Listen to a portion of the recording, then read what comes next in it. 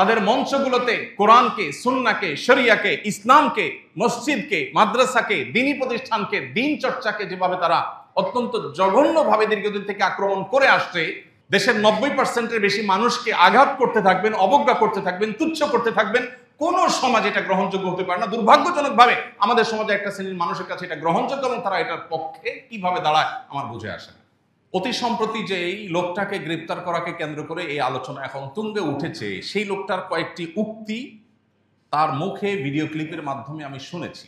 সেগুলো এতটাই জঘন্য, আল্লাহ সম্পর্কে এত নোংরা কথাবার্তা যে সেগুলো আসলে কোনোভাবে এই পাবলিকলি মুখে নিজে থেকে আবার উচ্চারণ করাও আমার দ্বারা সম্ভব না। আমাদের দেশে এক শ্রেণীর সুশীল আছে, এই মানুষগুলোকে দেখবেন ইসলামের নামে যত অনাচার, যত বিভ্রান্তি, যত শয়তানি আছে, যত ভণ্ডামি আছে, এগুলোকে তারা খুব যত্ন করে, খুব আদর আত্মি করে এগুলোকে তারা লালন পালন করার চেষ্টা করে।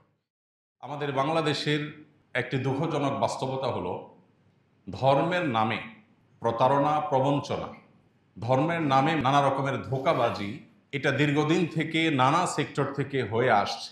এর মধ্য থেকে অন্যতম একটা সেক্টর হলো বাউলবাদ। আমরা এর আগে আপনাদেরকে বলেছিলাম কাদিয়ানীরা তাদের ধর্ম প্রচার করে আর নিজেদের নাম দেয় আহমদী মুসলিম।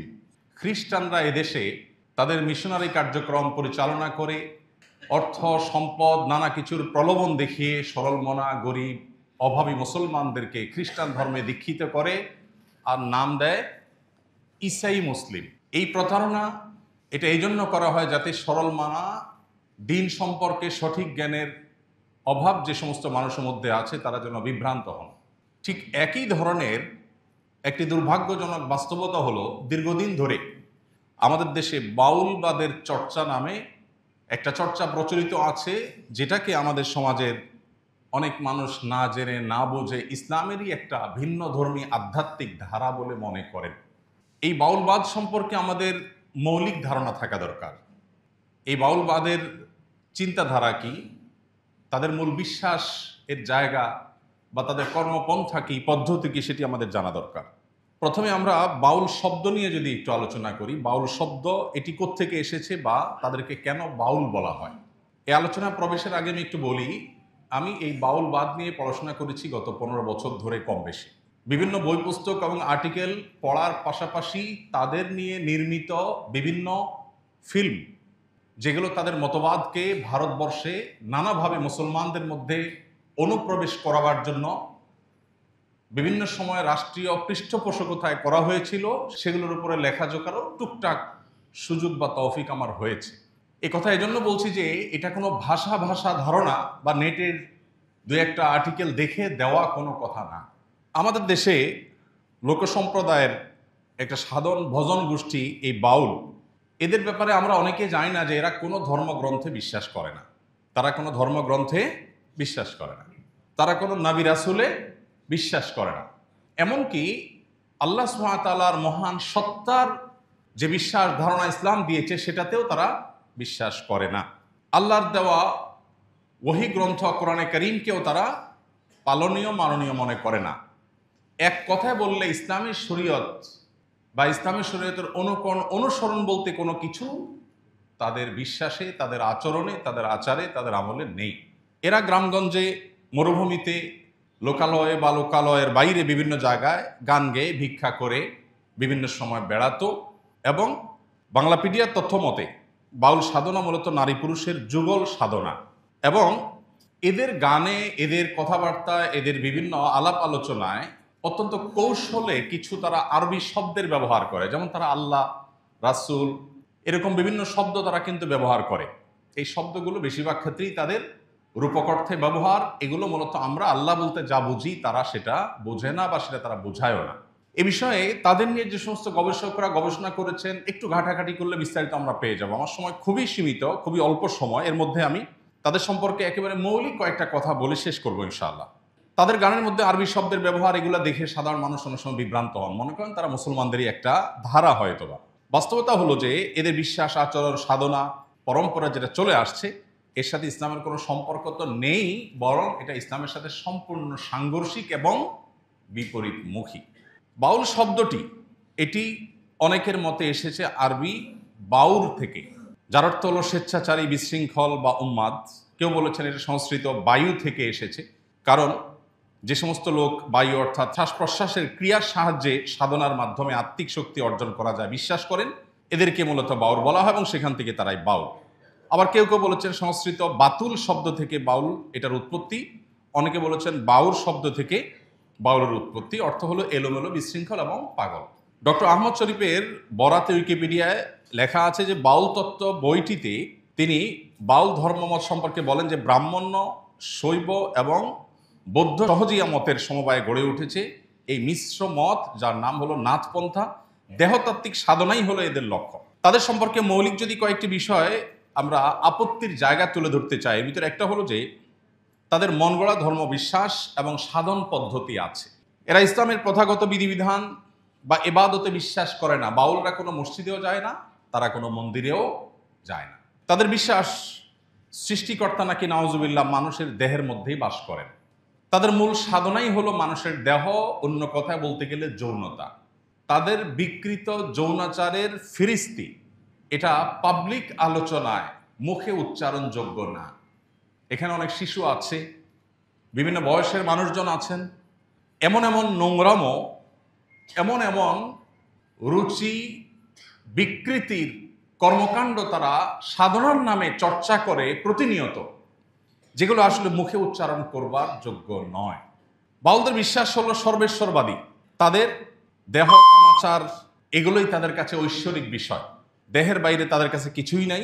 এখানে আল্লাহ, নবী, কৃষ্ণ এবং পরমাত্মা যে যে ধর্মে যা বিশ্বাস করে তারা মনে করে সব মানুষের দেহের মধ্যেই একাকার হয়ে আছে, এবং ঈশ্বর এবং বিশ্বজগৎ এটা অভিন্ন দুইটা সত্তা।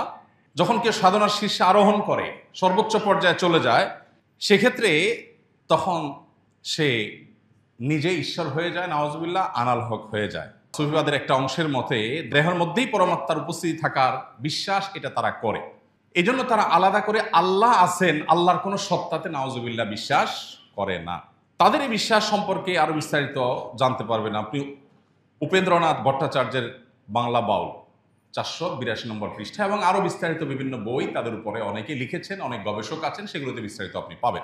তাদের যে সমস্ত ধ্যান ধারণা আছে এর মধ্যে থেকে একটা হলো তারা গানের মাধ্যমে তাদের চর্চা, তাদের মতবাদের চর্চা সাধারণত করে থাকে। বাউল গান আমাদের দেশে প্রচলিত এবং বহুল পরিচিত একটা গানের ধারা।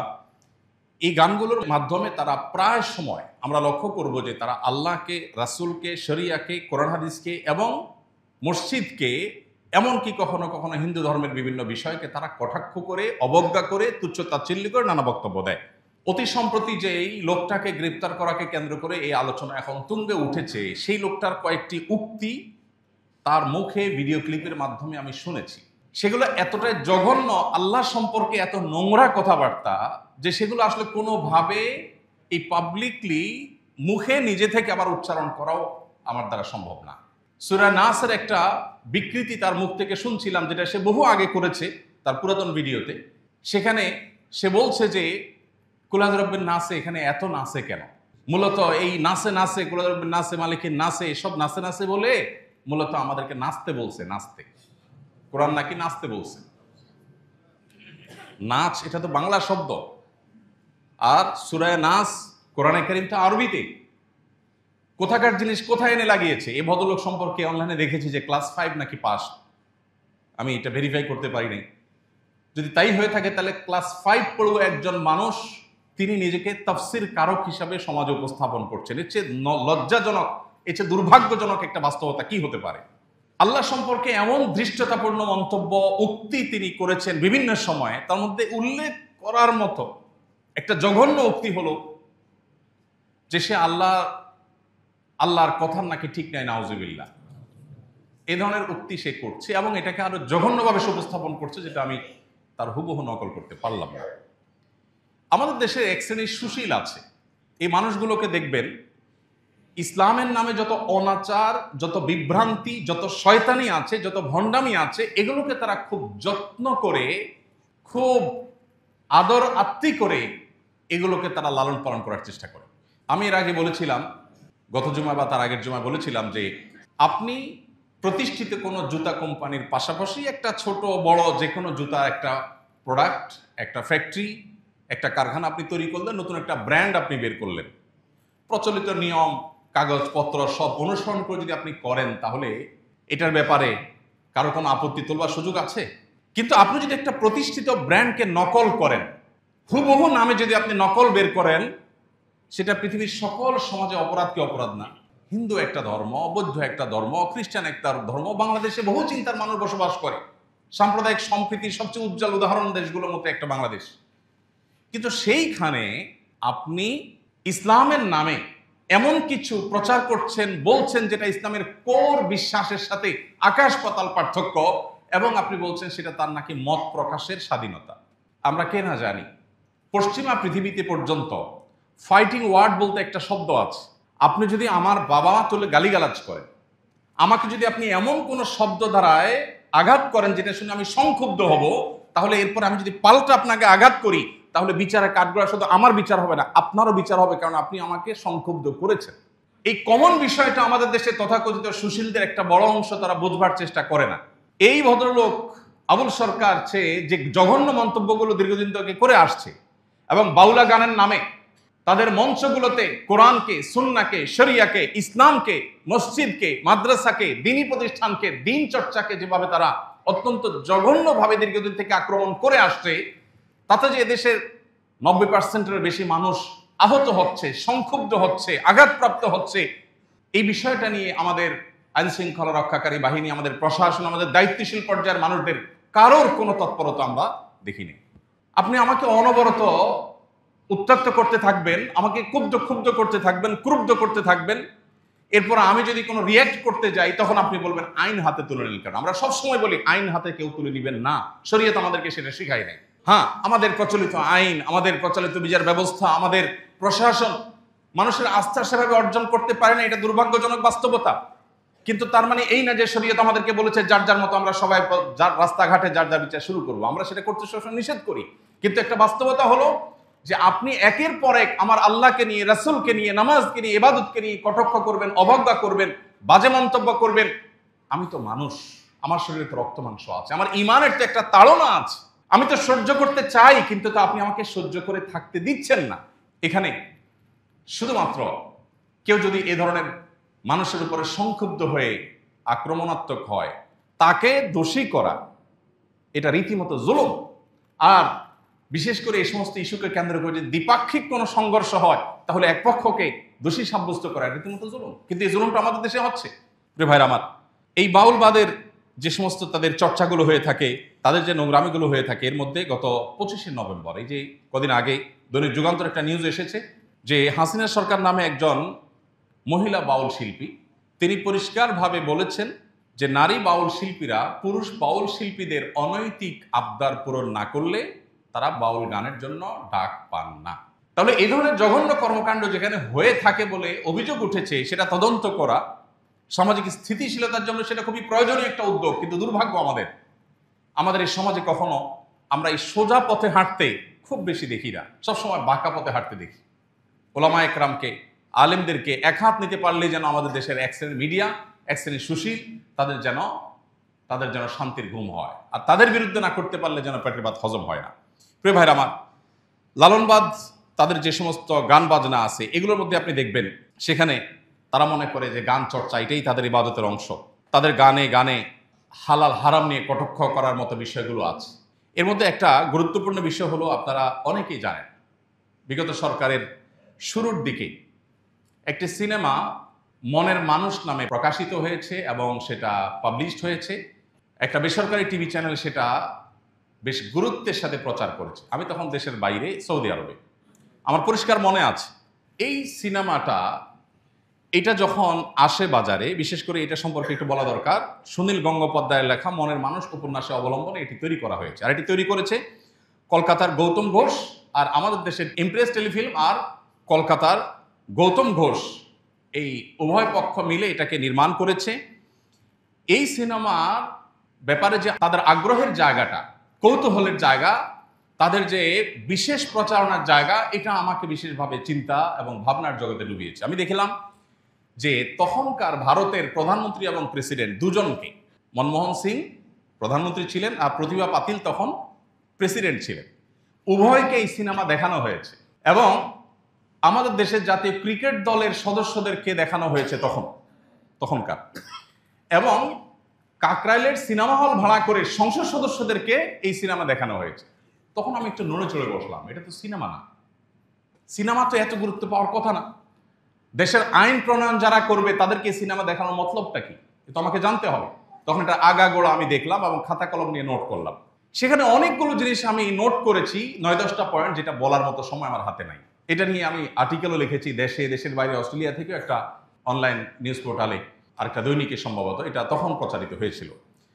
তো সেখানে পরিষ্কারভাবে অনেকগুলো জিনিস নোট করেছি। তার একটা হলো, সেখানে দেখানো হচ্ছে বিভিন্নভাবে গান বাজনা করা এটা আসলে খারাপ কোনো কাজ না, এবং গানে গানে সেটা বোঝানো হচ্ছে যে আল্লাহ নবীজির শান। এই গানটা এমনিও প্রসিদ্ধ ওই সিনেমায়, বিশেষ করে আমার যতটুকু মনে পড়ে, আল্লাহ নবীজির গান, পীর আউলিয়ার শান, যারা বলে গান হারাম, জ্ঞানহীন। এটার আগে আরো জঘন্য বেশ কিছু উক্তি আছে। সেখানে পরিষ্কারভাবে দেখানো হচ্ছে লালনের হয়ে যিনি অভিনয় করেছেন, তিনি একটা হিন্দু পরিবারে জন্মগ্রহণ করেছেন, এরপর তিনি অসুস্থ হয়েছেন, এরপরে তিনি পরিবারচ্যুত হয়ে মুসলমান একটা ফ্যামিলির কাছে, ধার্মিক একটা ফ্যামিলির কাছে বেড়ে উঠেছেন।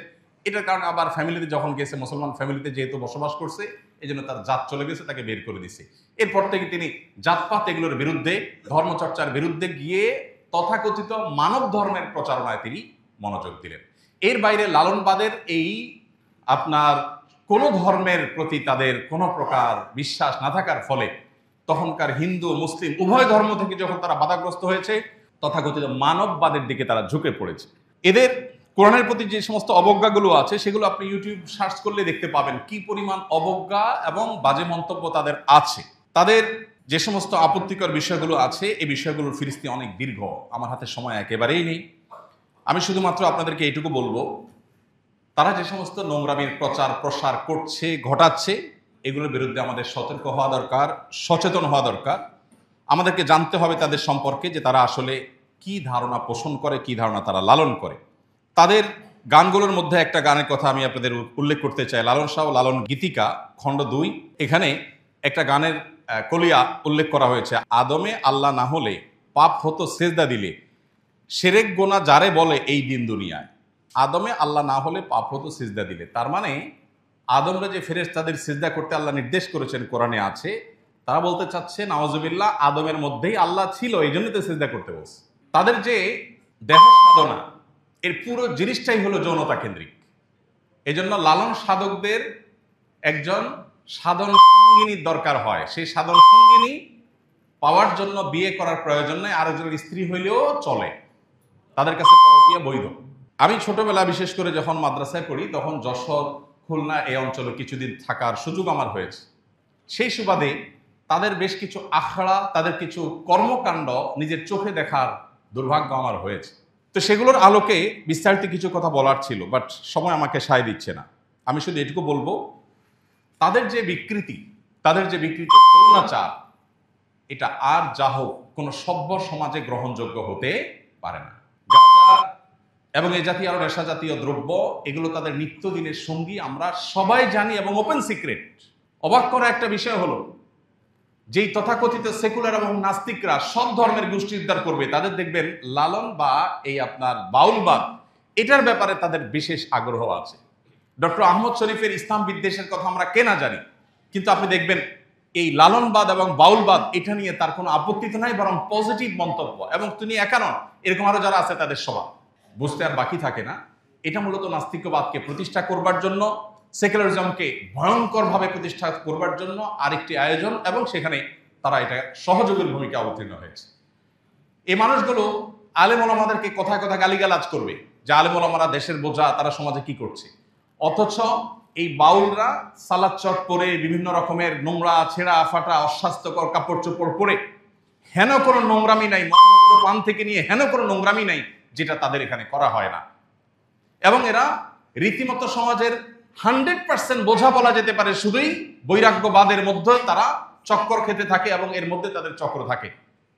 অথচ ইসলাম সেই দিন, যে দিনে পরিষ্কারভাবে বৈরাগ্যবাদকে না করেছে, বৈরাগ্যবাদের কোনো সুযোগ ইসলাম রাখেনি। লা রুহবানিয়াতা ফিল ইসলাম, ইসলামে কোনো বৈরাগ্যবাদ নেই। আল্লাহ বলেছেন রুহবানিয়াতান ইবতাদাউহা, বৈরাগ্যবাদ খ্রিস্টানরা যে তাদের ধর্মে এনেছিল এটা তারা নিজেরা এনেছিল, আল্লাহ তাদেরকে দেননি। ইসলাম বলে ফাইদা কুদিয়াতিস সালাত ফান্তাশিরু ফিল আরদ, নামাজ শেষ হয়ে গেছে, মসজিদ থেকে বের হও, ব্যবসা করো, দোকান খোলো, চাকরি করো, কাজকর্ম করো, ক্ষেত খামারে যাও। তোমাকে মসজিদে বসে বসে আরেকজনের বোঝা হতে ইসলাম বলেনি। সেখানে এই বাউলরা তারা যখন তথাকথিত এই বৈরাগ্যবাদ চর্চা করছে, তখন আপনি এই বামধারার মানুষদেরকে বা ইসলামিক মুসলমানদের প্রতি বিদ্বেষ লালনকারী নাস্তিকদেরকে, সেকুলারদেরকে, এক্সেলে মিডিয়াকে আপনি দেখবেন না তাদের এই জীবন দর্শনকে প্রশ্নের বা আসামের কাঠগড়া তারা দাঁড় করা, এটা আপনি দেখবেন না। খুবই দুর্ভাগ্যজনক একটি বাস্তবতা। খোলাসা কথা হলো, বাংলাদেশ বিভিন্ন ধর্ম বিভিন্ন মতের দেশ, বিভিন্ন মতের মানুষ এদেশে বসবাস করে। লালনবাদ, বাউলবাদ এটা বাংলাদেশের ইতিহাসের অংশ হতে পারে, কোনো ধর্মের অংশ হতে পারে না। ইসলামের নামে এই যে ভণ্ডামিগুলো, এই যে প্রতারণাগুলো, বিভিন্ন রকমের কৌশলী শব্দ তাদের আছে, লতা, মিন, অমাবস্যা, এই জাতীয় বেশ কিছু শব্দ আছে। এর সবগুলো শব্দ যৌনতা সংশ্লিষ্ট, যেগুলোর ব্যাখ্যা মুখ দিয়ে উচ্চারণ আমি করতে পারছি না। আল্লাহ রাব্বুল আলামিন এই সমস্ত ফিতনা থেকে আমাদের সমাজকে রক্ষা করুন। কিয়ামতের আগে যে সমস্ত বিভ্রান্তিগুলো আসবে, এই বিভ্রান্তিগুলো বৃষ্টির ফোঁটার মতো অনবরত পড়তে থাকবে। এই বিভ্রান্তিগুলো যখন আসবে তখন আমাদের নিজেদেরকে রক্ষা করা, আমাদের ঈমান আমলকে রক্ষা করা, এটা নানা কারণে গুরুত্বপূর্ণ। আল্লাহ নবী সাল্লাল্লাহু আলাইহি সাল্লাম বলেছেন তারাকতুকুম আলা আরদিন বাইদা, তোমাদেরকে যে দিন আমি দিয়ে গেলাম এটা হলো একটা পরিষ্কার স্বচ্ছ জমির মতো, যে জমিনটা একেবারে স্পষ্ট এবং স্বচ্ছ পরিষ্কার। লাইলুহা কানাহারিহা, যে জমিনের রাত দিন সমান, যে জমিনের রাত দিন সমান। এই জন্য আল্লাহর দ্বীনের মধ্যে কোনো অস্পষ্টতা নেই। তারা আমাদেরকে হাইকোর্ট দেখায়, অনেক হাইকোর্ট দেখায়। এর ভিতরে একটা হাইকোর্ট হলো, আপনি কোনো বাউলকে যদি বলেন, কোনো লালন ভক্তকে যদি বলেন ভাই চলেন নামাজ পড়ি, আপনি না মুসলমান, আপনি না আল্লাহ আল্লাহ বলেন, দেখবেন সে বলবে কোথায় নামাজ পড়বো? পুরো পৃথিবীর সব জায়গায় ইবলিস সিজদা করছে, যেখানে ইবলিস সিজদা করছে ওখানে আমি কিভাবে সিজদা করি? একটা জায়গা আছে যেখানে ইবলিস সিজদা করে নাই, সেটা আমি মুখে উচ্চারণ করতে পারছি না। নারীর জন্য কত বড় অপমানকর, কত বড় অবমাননাকর, তথাকথিত নারীবাদীরাও এখানে এসে চুপ হয়ে যায়, বলে ওই জায়গা সিজদা করে নাই, অতএব ওখানে করলে সিজদা ওখানে করতে হবে। অথচ এটা আরেকটা মিথ্যা কথা। কোরআন হাদিসে কোনো দুর্বল সূত্র বর্ণিত হাদিসে এরকম কোনো কথা নাই যে ইবলিস পৃথিবীর এমন কোনো জায়গা না যেখানে ইবলিস সিজদা করে না। এটা তাদের বানোয়াট কথা, এর কোনো ভিত্তি নেই। প্রিয় ভাইরা, আবারও সেই কথা আমি বলে শেষ করতে চাই। এই দেশ বিভিন্ন মত পথের দেশ। আপনি কোনো ধর্ম চর্চা করেন, সে ধর্মের পরিচয় নিয়ে ধারণ করে আপনি আপনার ধর্ম চর্চা করেন, কিন্তু আপনি ধর্মচর্চার নামে অনবরত দেশের 90% বেশি মানুষকে আঘাত করতে থাকবেন, অবজ্ঞা করতে থাকবেন, তুচ্ছ করতে থাকবেন। কোন সমাজ এটা গ্রহণযোগ্য হতে পারে না। দুর্ভাগ্যজনকভাবে আমাদের সমাজে একটা শ্রেণীর মানুষের কাছে এটা গ্রহণযোগ্য এবং তারা এটার পক্ষে কিভাবে দাঁড়ায় আমার বুঝে আসে না। আল্লাহ রাব্বুল আলামিন আমাদেরকে সঠিকটা বোঝার তৌফিক দান করুন। আমাদের দেশে হিন্দু, মুসলিম, খ্রিস্টান, বৌদ্ধ বিভিন্ন ধর্মের মানুষের মধ্যে যে সহাবস্থান আছে, আমি এর আগে বারবার বলেছি, চট্টগ্রামে হাটহাজারী মাদ্রাসার ওয়াল ঘেঁষে মন্দির আছে, যুগ যুগ পার হয়ে গেছে, বরং শতাব্দী পার হয়েছে। ওয়ালের এক পাশে মন্দির, আরেক পাশে হাটহাজারী মাদ্রাসার মসজিদ, যেখান থেকে হেফাজতের উত্থান, যেখান থেকে মাদ্রাসার ছাত্রদের সবচেয়ে বড় জ্ঞান অর্জনের কেন্দ্র যেটা, সেখানে ওয়ালের এক পাশে মন্দির আর সামান্য একটু গ্যাপ আছে, আরেক পাশে হলো মসজিদ, মসজিদের কাছেই একেবারে অদূরে। মন্দিরের আওয়াজ পর্যন্ত এখানে শোনা যায় অনেক সময়, অথচ আজও পর্যন্ত একটা ইট কখনো এখান থেকে ওখানে বা ওখান থেকে এখানে আসেনি। বাংলাদেশের মানুষ এতটা পরস্পরের প্রতি শ্রদ্ধাশীল, ঈমান এবং তাওহীদের ব্যাপারে পরিষ্কার, কিন্তু তাই বলে সে অন্য ধর্মের মানুষকে আঘাত করে না। কিন্তু বাউলরা কেন বারবার উত্ত্যক্ত করছে এবং এ ধরনের পরিস্থিতি তৈরি করছে? এদের পেছনে কোনো বিদেশি চক্রের হাত আছে কিনা, দেশকে অস্থিতিশীল করবার কোনো ষড়যন্ত্র আছে কিনা, সেটা খতিয়ে দেখা সময় সবচেয়ে প্রয়োজনীয় কাজগুলোর একটি। আমরা আমাদের এ ধরনের ভুল পথে যারা গেছেন সেই ভাইদেরকে সঠিক পথে আসার আহ্বান করি, তাওহীদের পথে আসার আহ্বান করি। সেই সাথে আপনাদের প্রতি আমার উদাত্ত আহ্বান, অনুগ্রহ করি আমার কথা শুনে আপনার বিশ্বাস করার দরকার নেই। আপনি একটু পড়াশোনা করুন, একটু ঘাটাঘাটি করুন, আপনার চোখ কপালে উঠতে বাধ্য হবে যে কিভাবে ইসলামের নামে, ধর্মের নামে যৌনতা, বিকৃতি, এমন জঘন্য জঘন্য বিষয় আছে, পরকীয়া পর্যন্ত তাদের কাছে বৈধ, কোনো অসুবিধা নেই। এ ধরনের জঘন্য কর্মকাণ্ডগুলো তারা অনবরত করছে। ইসলামের মতো এরকম সুমহান, এত সুস্পষ্ট, এত চমৎকার জীবন বিধান পাওয়ার পরও যারা ডানে বামে বিভ্রান্তির পথগুলোতে যায়, তাদের জন্য সমবেদনা ছাড়া আর কি করার আছে, কি বলার আছে। আল্লাহ রাব্বুল আলামিন আমাদের সবাইকে হেদায়েত করুন। আল্লাহ তাআলা আমাদের সবাইকে বোঝার তৌফিক দান করুন এবং কোরআন এবং সুন্নাহ, ইসলাম এবং ধর্ম নিয়ে, বিশেষ করে ধার্মিক মানুষদেরকে নিয়ে যে সমস্ত কটু মন্তব্য অবজ্ঞা করা হয়, যারাই করে তাদেরকে বিচারের আওতায় আনা, তাদেরকে দৃষ্টান্তিমূলক শাস্তি দেওয়া, এটা সমাজের স্থিতিশীলতার জন্য প্রয়োজন। আজকে আবুল সরকারের এই জঘন্য উক্তিগুলোর পর যদি প্রশাসন যথাযথ পদক্ষেপ সময় মতো নিত, তাহলে সাধারণ মানুষ সংক্ষুব্ধ হয়ে কোনো আইন হাতে তুলে নেওয়ার পরিবেশ তৈরি হতো না। অতএব আমরা কাজের কাজ না করে অযথা এর উপরে দোষ চাপানোর এই প্রথা আমাদেরকে বন্ধ করতে হবে। পরিষ্কার আমাদের জানতে হবে, বাউল এবং লালনবাদের সাথে ইসলামের কোনো সম্পর্ক নেই। এরা মুসলমান না। ইসলাম থেকে বের হওয়ার জন্য যা দরকার তার শতভাগ নয়, বরং সেটা কয়েক দফা তাদের মধ্যে আছে এবং তারা বিশ্বাস করে। আল্লাহর স্বতন্ত্র সত্তাকেই যে বিশ্বাস করে না, সে মুসলমান হয় কিভাবে? প্রিয় ভাইরা আমার, সময় এসেছে আমাদের সচেতন হওয়ার, সময় এসেছে সচেতন করার এবং নিজেদের জাগার, অন্যদেরকে জাগ্রত করার। আল্লাহ আমাদের সবাইকে সেই তৌফিক দান করুন। জাযাকুমুল্লাহু খায়রা ওয়া আখিরু দাওয়ানা আলহামদুলিল্লাহি রাব্বিল আলামিন। আস-সুন্নাহ ফাউন্ডেশন, উম্মার স্বার্থে সুন্নাহর সাথে।